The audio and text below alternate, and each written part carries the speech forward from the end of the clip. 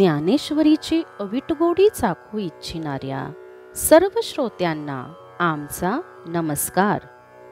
सर्व श्रोत्यांनी पूर्ण चित्त एकवटून ध्यानस्थ बसून डोळे मिटून शांतपणे ज्ञानेश्वरीच्या ओव्यांचा आस्वाद घ्यावा ही नम्र विनंती।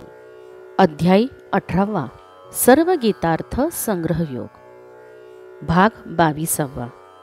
ओवी क्रमांक 1051। जो न मोकली मारुणी जीवोनेदी उपजवोनी विचंबवी खोडा घालुणी हाडांचिया तयाचा देह दुर्गुहा थारा मोडुणी घेतला तो वीरा आणि बळ हा दुसरा मारिला वैरी। जो विषयाचे निनावे चौगुणेही वरी थावे जेने मृतावस्था धावे सर्वत्र जगा। तो विषय विषाचा अथाओ आघविया दोषांचा राओ परिध्यान खड्गाचा घाओ साहेल कैचा।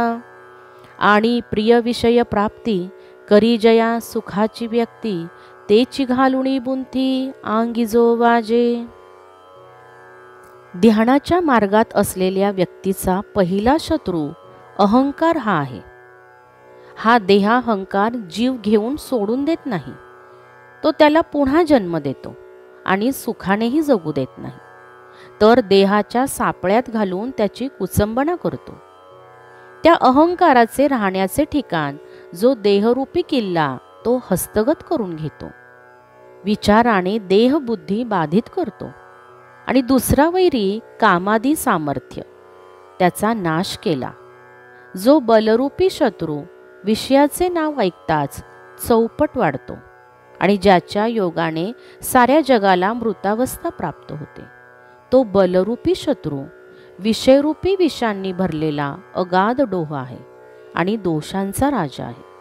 तरीही ध्यानरूपी तलवारीचा वार सहन करण्याचे त्याला अवसान कुठले असणार।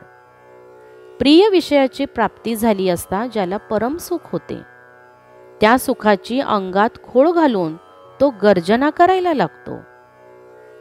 जो सन्मार्ग भुलवी मग अधर्माच्या आडवी सुनी वाघा सापडवी नरकादिका। तो विश्वासे मारिता रिपू निवटुणी घातिला दर्पू आणि जयाचा अहाकंपू तापसासी। क्रोधा ऐसा महादोखू जयाचा देखा परिपाकू भरीजे तव अधिकू रीता होय जो। तो कामू कोणेच ठाई नसे ऐसे केले पाही की तेची क्रोधाही सहजे झाले।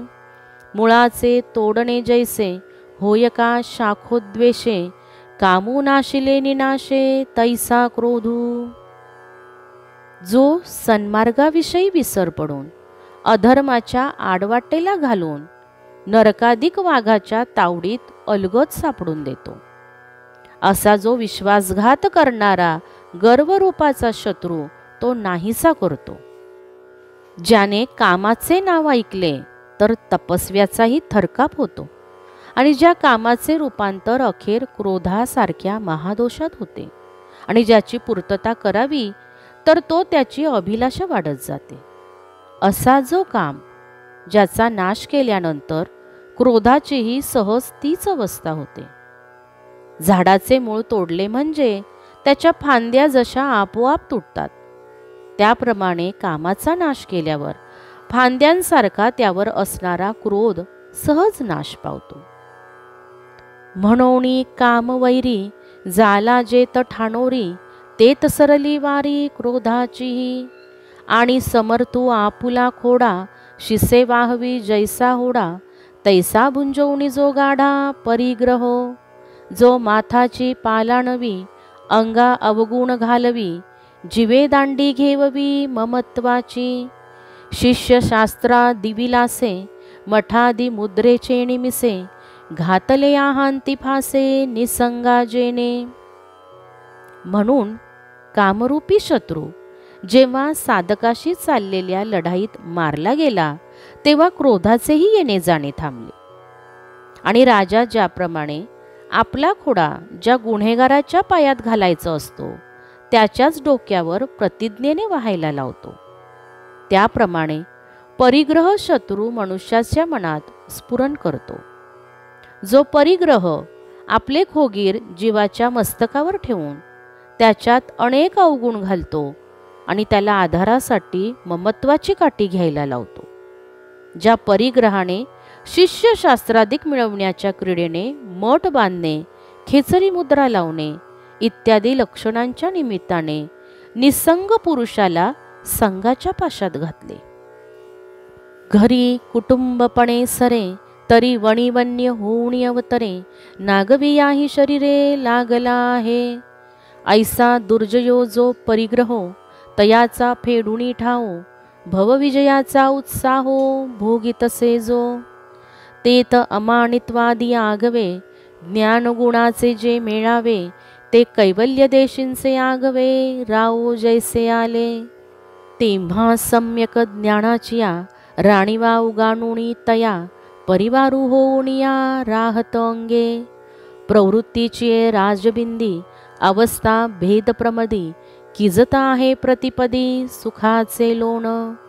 पुढा बोधाचिया कांबीवरी, विवेकू दृश्याची मांदी सारी, योग भूमिका आरती करी येती जैसिया.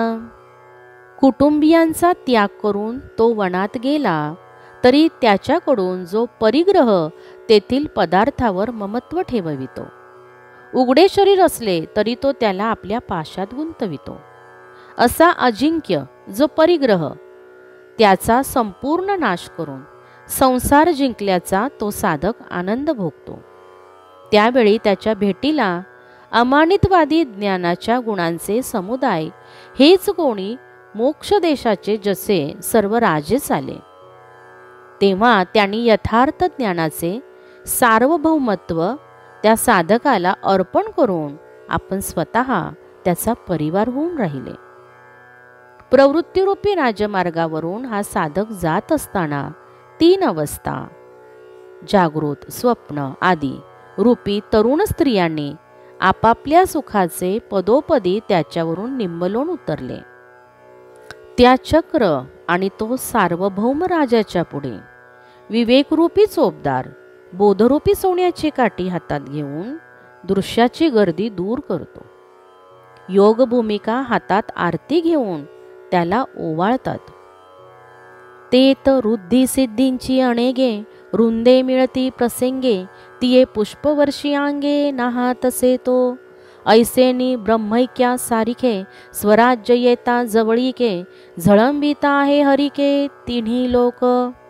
तेव्हा वैरिया का मैत्रिया, तयांसी माझे म्हणावया, समानता धनंजया उरेची हिना.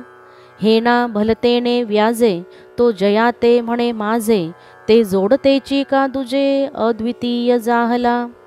पै आपुलिया एकी सत्ता, सर्वही कवळुनिया पंडुसुता, कही न लगती ममता धाडिली तेने. त्यावेळी रुद्धिसिद्धी एकत्र येऊन त्याच्या समुदायाने केलेल्या पुष्पवृष्टीने तो न्हावून निघतो. याप्रमाणे ब्रह्मैक्यरूप स्वराज्य प्राप्त होण्याच्या वेळी जवळ येत असताना त्याला तिन्ही लोक आनंदाने भरलेले दिसले. अर्जुना, तेव्हा हा माझा शत्रू किंवा हा माझा मित्र किंवा दोघे सारखे म्हणण्यापुरते द्वैत त्याच्याजवळ उरत नाही. इतकेच नव्हे तर कोणत्याही निमित्ताने माझे असे म्हणेल एवढे द्वैतपणाने त्याच्यापुढे येत नाही. असा तो अद्वितीय झालेला असतो. अर्जुना, आपल्या एक छत्री सत्तेच्या सहाय्याने सर्व विश्व व्यापून ममतेला दूर केलेले असते. ऐसी जिंतिलिया रिपुवर्ग, आपू मानलया हे जग, अपैसा योग तुरंग स्थिर जाहला. वैराग्याचे गाढले, अंगी त्राण होते भले, तेही नावे कढिले तेव्हा करी.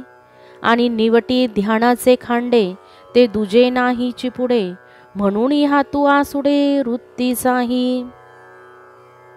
याप्रमाणे सर्व शत्रू समुदाय जिंकल्यावर हे जगत मीच आहे असे जाणल्यामुळे राजयोगरूपी घोड्याची धाव आपोआप बंद झाली आणि मग अंगात घातलेले वैराग्याचे चिलखत क्षणभर सैल तो करतो आणखी ध्यानशस्त्राच्या सहाय्याने ज्याचा नाश होतो असे काहीच न उरल्यामुळे ते शस्त्र धारण करणारे हात आपोआप खाली येतात. जसे रसौषध खरे आपुले काज करुणी पुरे, आपणही नुरे तैसे होतसे. देखोनी ठाकिता ठाओ धावता थिराओ पाओ, तैसा ब्रह्मसामिप्य थाओ अभ्यासु सांडी. घडता महोदधीसी गंगा वेगू सांडिका जैसी, कामिनी कांतापासी स्थिर होय. नाना फळतिये वेळे केळीची वाडी मांटुळे, का गावा पुढे वळे मार्गू जैसा. तैसा आत्मसाक्षात्कारू होईल देखोणी गोचरू, ऐसा साधन हतियेरू हळूची ठेवी. म्हणोनी ब्रह्मेसी तया ऐक्याचा समो धनंजया, होतसे तै उपाया वोहटू पडे. मग वैराग्याची गोंधळूक जे ज्ञानाभ्यासाचे वार्धक्य, योगफळाचाही परिपाक दशा जे का. ज्याप्रमाणे पाऱ्याचे रसायन रोगाचा नाश करून आपणही नाहीसे होते, मुक्कामाचे ठिकाण आल्यावर धावणाऱ्या पायांची गती मंदावते, तसे ब्रह्मप्राप्ती जवळ आली असे जाणून अभ्यासही थांबतो. गंगा समुद्राला मिळाल्यावर स्थिर होते, किंवा कामिनी आपल्या पतीला पाहून शांत होते. केळीला फळांचा घड आला असता केळीची वाढ खुंटते, अथवा गावांची सीमा येताच रस्ता संपतो.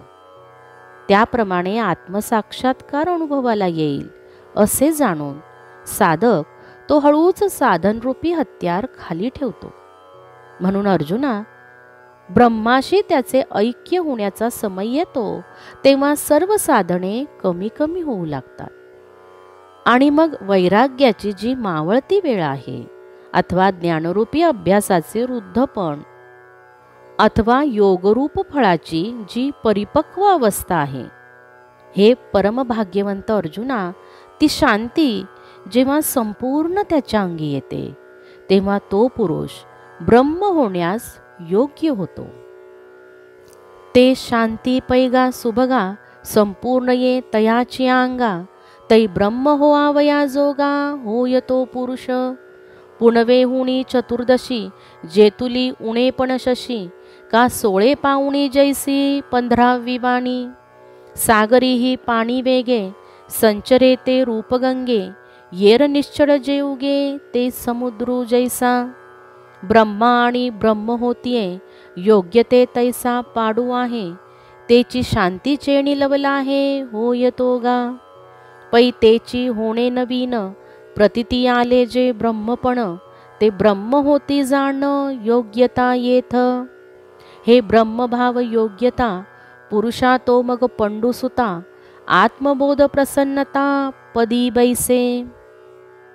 पौर्णिमेपेक्षा चतुर्दशीला चंद्राच्या कलेत उणेपणा असतो, अथवा 16 आणे कसापेक्षा 15 आणे कसात जेवढी उणीव असते.